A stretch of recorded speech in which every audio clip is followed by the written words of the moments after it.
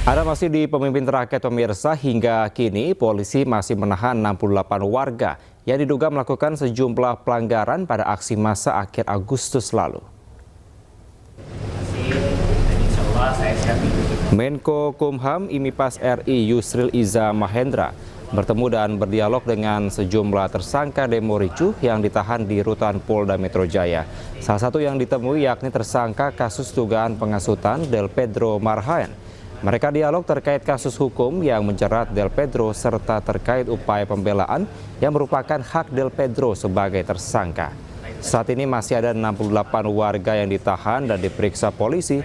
Selain kasus dugaan penghasutan, tahanan ini juga diduga terlibat perusakan hingga kerusuhan pada akhir Agustus lalu. Sempat berbincang-bincang dan berdialog dengan semua tahanan. Jadi kami ingin menegaskan bahwa dari 1.400-an orang yang ditahan selama demonstrasi berlangsung, sudah dibebaskan sebagian besar, dan hari ini yang tersisa ada 68 orang, dan dari 68 orang itu ada 2 orang wanita dan 1 orang yang berumur pas 18 tahun. Kami berdialog dengan semua, termasuk dengan Del Pedro Marhaen yang juga ditahan di rumah tahanan. Sementara pemirsa, tim redaksi iNews berhasil mendapatkan kesaksian dari salah satu pengunjuk rasa bayaran yang ikut dalam kerusuhan pada akhir Agustus lalu. Dalam program iNews Files, ia buka-bukaan soal besaran yang diterimanya untuk ikut unjuk rasa.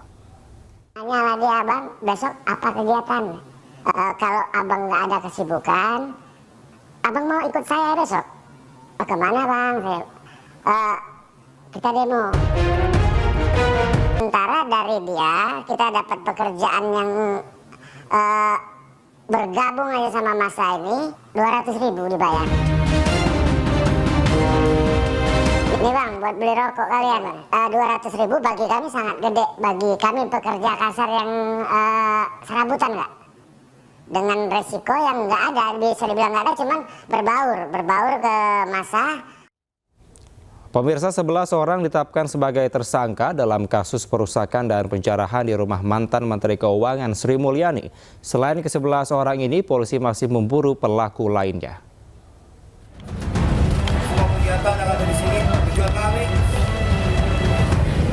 Hingga kini polisi masih menyelidiki aksi penjarahan rumah mantan Menteri Keuangan Sri Mulyani. 11 orang telah ditahan dan ditetapkan sebagai tersangka pengerusakan dan penjarahan. Para tersangka ini adalah warga Tangerang Selatan dan Jakarta. Mereka berperan aktif melakukan tindak pidana di rumah Sri Mulyani.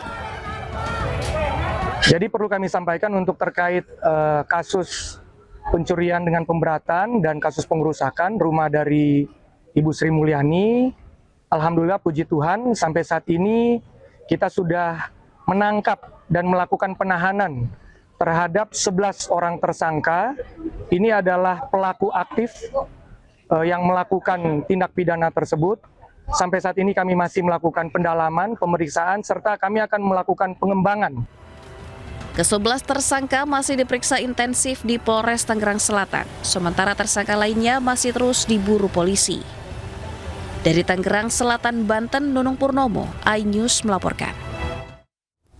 Rapat perdana di DPR, Menteri Keuangan berjanji akan berhati-hati dalam berbicara. Pemimpin rakyat segera kembali.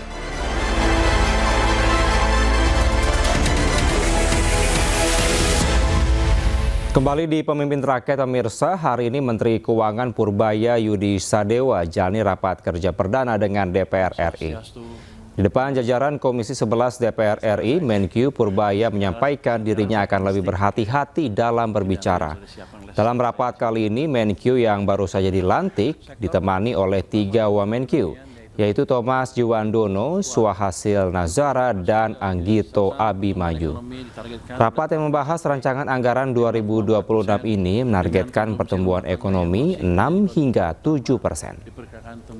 Ini Pak, kunjungan saya yang pertama sebagai Menteri Keuangan, betul Pak. Biasanya sebagai LPS. Kalau waktu ketua LPS saya katanya ngomongnya kayak agak koboi. Sekarang nggak boleh saya baru merasakan dampaknya, rupanya beda. Jadi sekarang saya akan stick ke pidato yang sudah disiapkan oleh staf saya di sini, Pak. Jadi nggak ada session bebas lagi. Pak Menteri, boleh cowboy tapi ada isinya. Siap. Makasih, Pak. Pada tahun 2026, pertumbuhan ekonomi ditargetkan dapat mencapai 5,4% dengan konsumsi rumah tangga yang masih menjadi kontributor utama diperkirakan tumbuh 5,2%. Investasi ditargetkan tumbuh 5,2%, diwujudkan melalui penguatan peran Danantara untuk akselerasi investasi yang produktif pada sektor-sektor yang bernilai. Wakil Presiden RI Gibran Rakabuming Raka berkunjung ke kediaman Presiden ke-6 RI Susilo Bambang Yudhoyono di Puri Cikeas, Bogor, Jawa Barat. Selain bersilaturahmi, Gibran juga ucapkan selamat ulang tahun kepada SBY. Pemirsa, informasi tadi sekaligus menutup Pemimpin Rakyat hari ini. Temukan informasi-informasi terbaru lainnya di www.inews.id. Cuplikan tayangan berita iNews dapat Anda saksikan di kanal YouTube @officialinews. Saya Kevin Pakan dan kerabat kerja yang bertugas pamit undur diri. Pemimpin rakyat, pemimpin beraksi, rakyat awasi. Sampai jumpa.